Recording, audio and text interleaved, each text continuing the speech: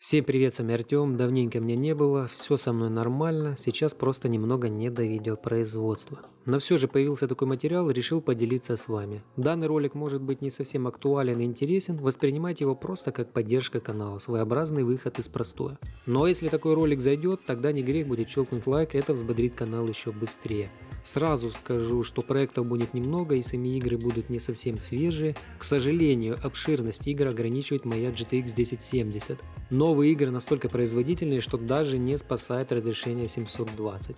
Несмотря на то, что видеоролики на канале не выпускались, разбор частных ситуаций мы обсуждаем на моем ресурсе. Ссылки вы найдете в описании под видео. Если есть вопросы, добро пожаловать на сайт, там много полезной инфы.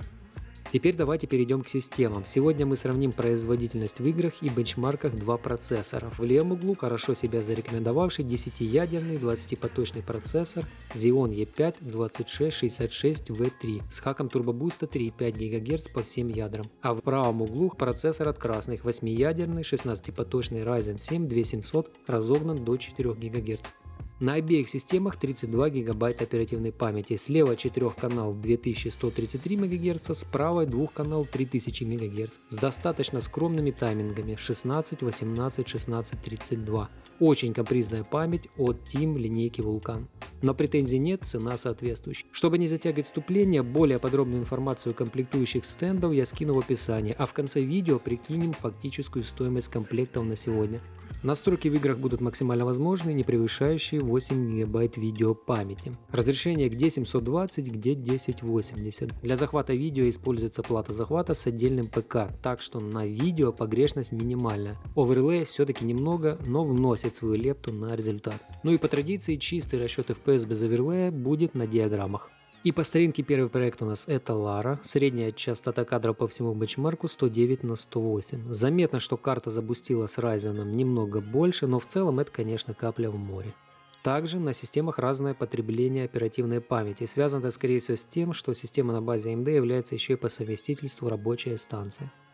На сборке от Intel отсутствует датчик мощности процессора, а это уже связано с тем, что на платах Huananji X99BD4 он некорректно работает.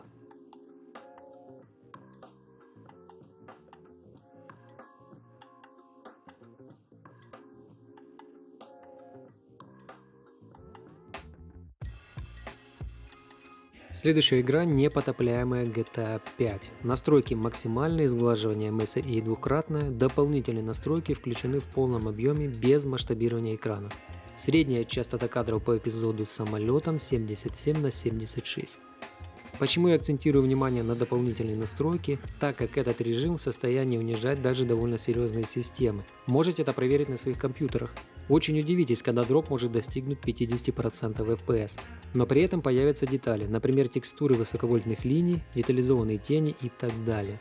Можно заметить, что в видеопамяти Ryzen использует немного больше. В самых загруженных сценах система на базе AMD обыгрывает Intel, что говорит нам о хорошей реакции на частоту процессора и производительность на ядро и задействование ограниченное число ядер. Неубиваемая Dota 2. Средняя частота кадров в отрезке данного матча 177/160. Неожидаемый результат. Получается, что игра неплохо отзывается на количество ядер.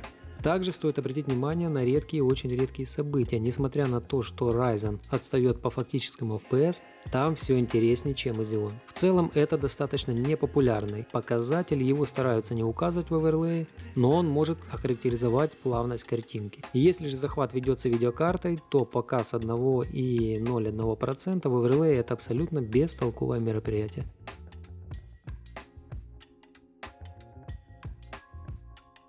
Дикие собаки 2. Средняя частота кадров 82/79. Вы спросите, почему эти собаки дикие? Все просто. Несмотря на то, что данный проект достаточно старый, процессор он хорошенечко прожаривает любой мощности, невзирая ни на частоту, ни на количество ядер и тому подобное. Дайте ему только развернуться с производительной видеокартой. В нашем случае E5 2666V3 выступил получше Ryzen. Но стоит учитывать, что все конфигурации по-своему уникальны, и судить результат стоит только по фактическим сборкам.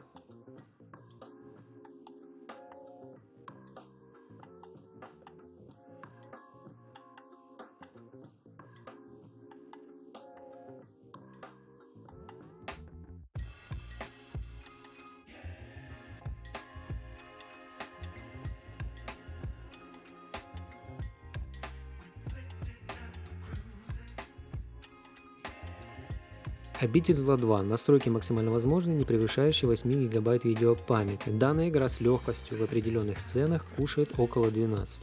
Средняя частота кадров по данному отрезку 160 на 163.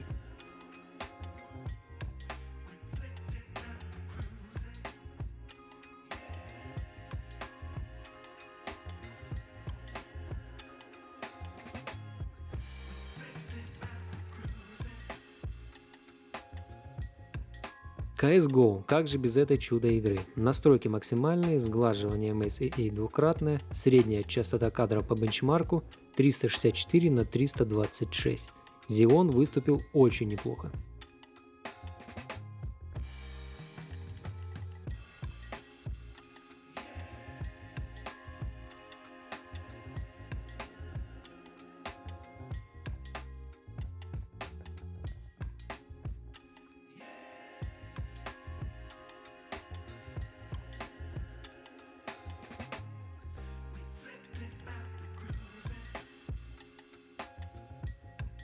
Ну и последний по старинке проект — это Benchmark Stalker Зов Припяти. Настройки максимальные, разрешение 720. Результат посмотрим, как обычно, немного позже.